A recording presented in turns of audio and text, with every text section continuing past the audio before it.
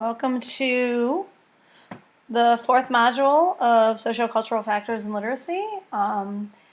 This week, this module, we're going to be looking at some key terms for understanding the political power of literacy, make a distinction between what we would consider literacy events and situated practices, and then prepare for personal inquiry into literacy books that explore these ideas. So the last thing is going to end with you selecting from 4 possible texts. So I'll go over them a little bit with you today, and you can decide which one you want to write a short 2-page review on.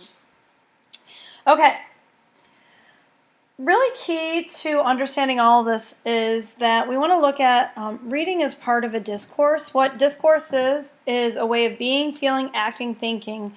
And discourse definitely includes the concept of language, but it's not language alone. So that's important because, oftentimes we just think about reading and language. And so we want to think about language as part of a broader concept, which is discourse, which is really language as part of how we feel, how we act, how we behave, things like that.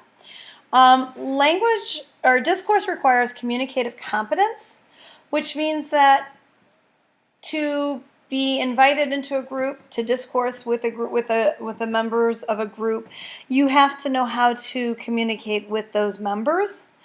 And it is attained through a concept called situated practice, which I'll go over briefly, but this idea of you need to know how to speak in different contexts and settings.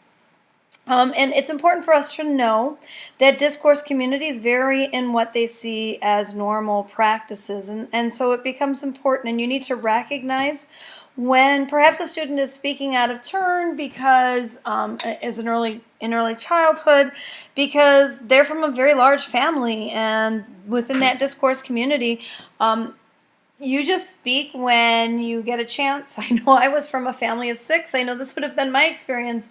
You speak loudly so that you can be heard over all of the others. And so if I were in a situation where I had a student from a large family such as that and they were speaking out of turn, it wouldn't necessarily mean that I need to allow them to speak out of turn, but I can talk about and help them to see how that normal practice in that discourse community would not be considered normal in my classroom community. Okay, I'm going to play a little clip for you because I think you'll see this idea that we're going to look at next, which and part of the humor here is in this idea that the character is engaging in a discourse that seems out of situation. Some more folk butter laying into the bone, jacking me up. Tight me. I'm sorry, I don't understand. Cuddy say can't hang. Oh, stewardess, I speak jive. Oh, good. He said that he's in great pain and he wants to know if you can help him.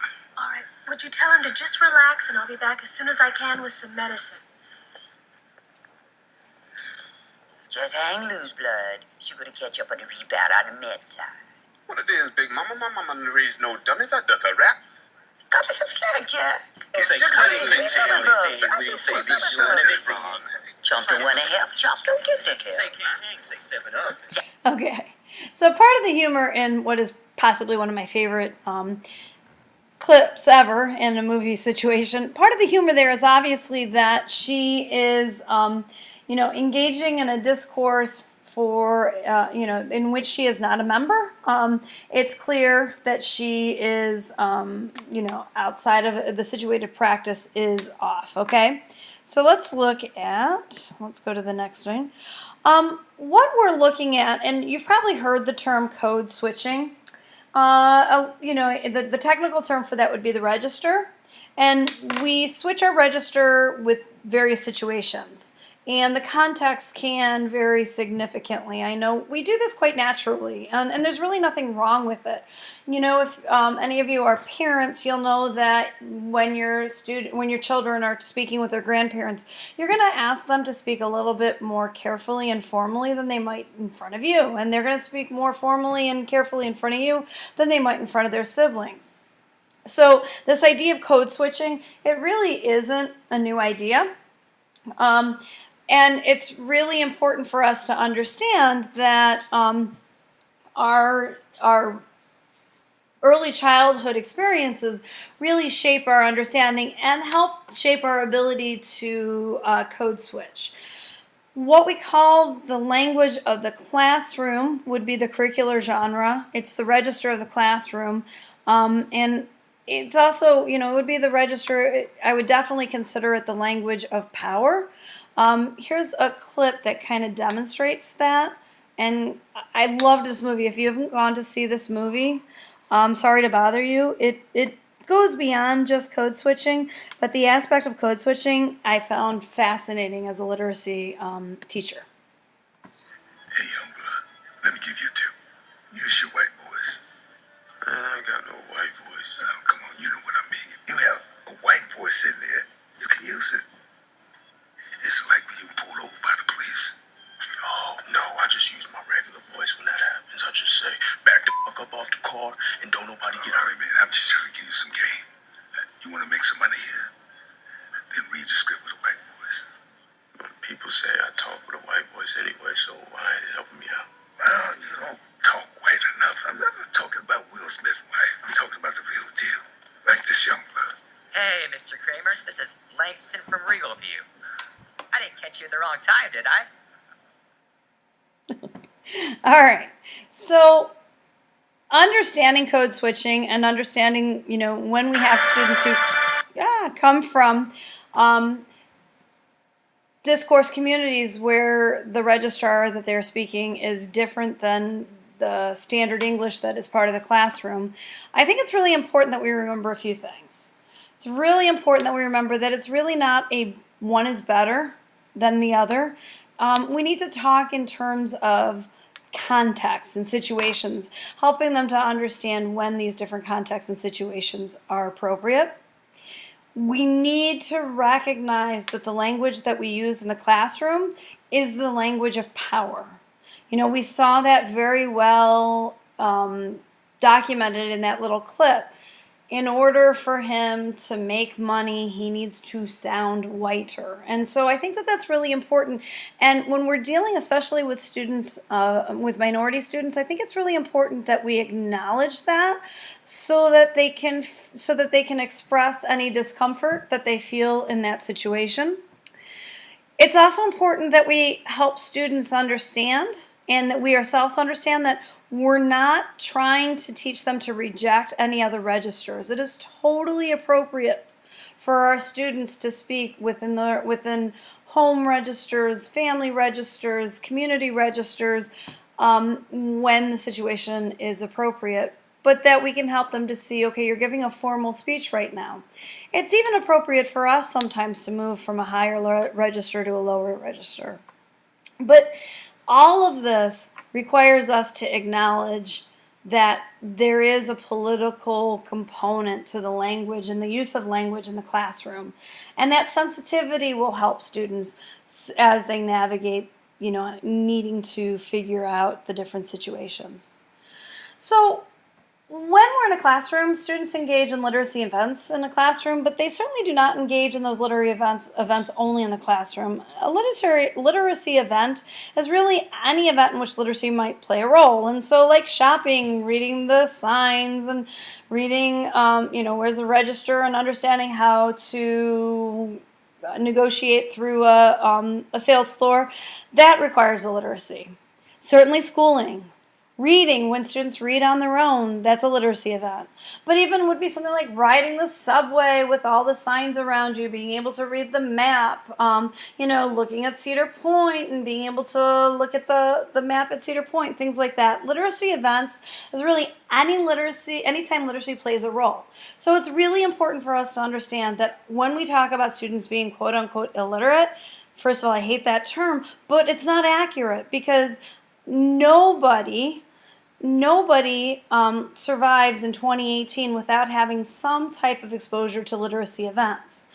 What we're talking about is a very specific type of literacy event in our classrooms, and so that might be their ability to read a nonfiction work or their ability to write a research paper or whatever that might be. So we need to understand that what we're doing in the classroom is definitely an event, but it is just one of many events that our students are part of.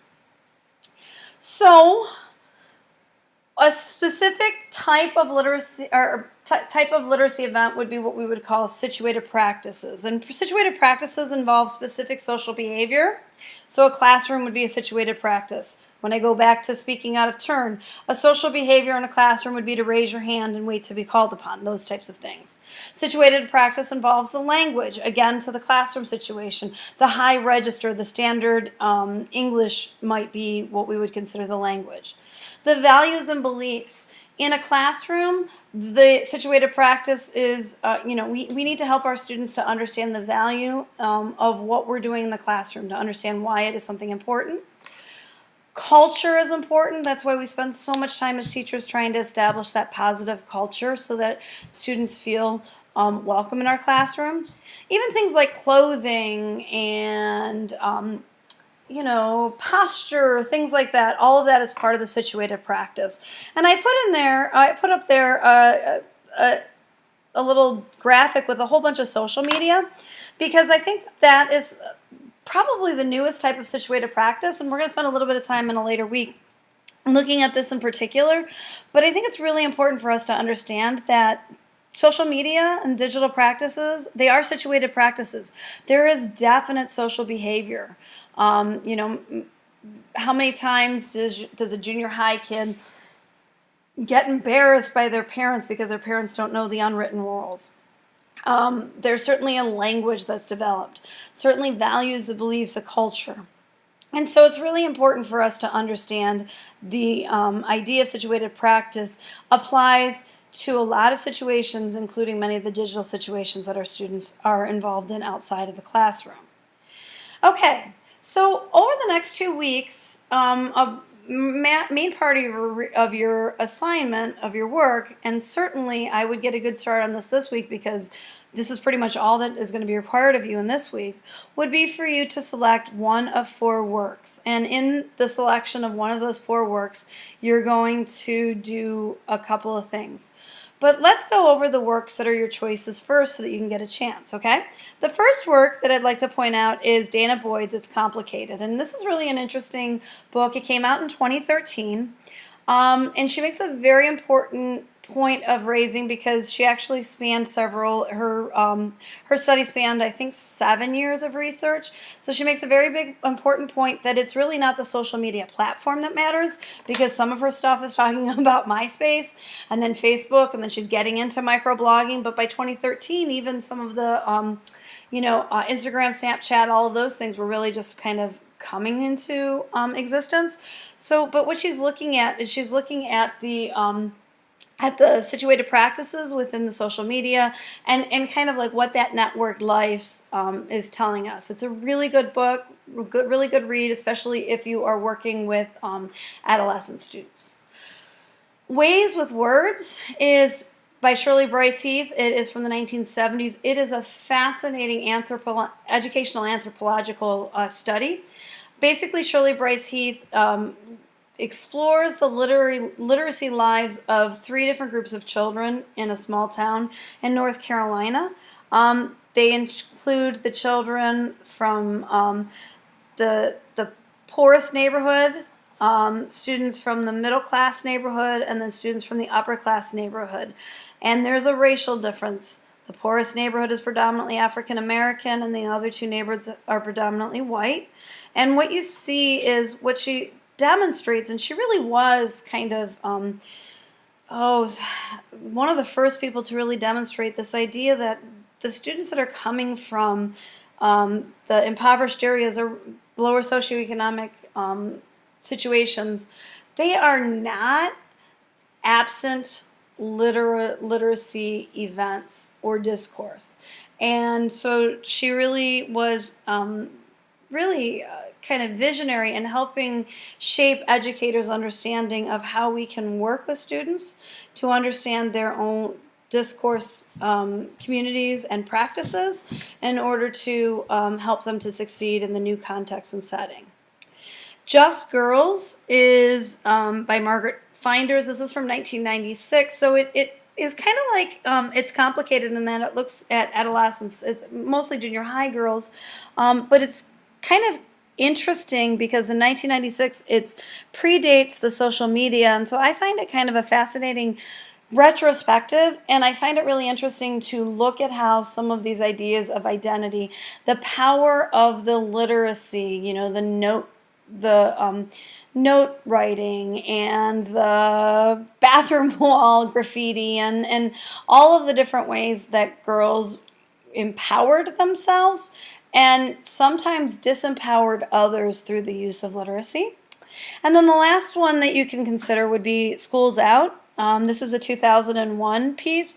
This is really an interesting piece in that there's several different little vignettes, and after the end of them, there is some educators often provide little commentaries, and this helps us to see some of the out-of-school literacy practices and how they relate to or sometimes bump up against the school practices. So I really liked that one as well. So you can pick any one of those three, or four, I mean. You can pick any of them for this assignment. But what you're going to do is you're going to read the book of your choice, and you're going to write a 2-page review of the work. I will upload an assignment directions for you on Leo, but just so you know, you'll read the book and you'll write a 2-page review. Then what I want you to do is submit a forum comment on how this book helped to illuminate the connection between literacy and identity for you.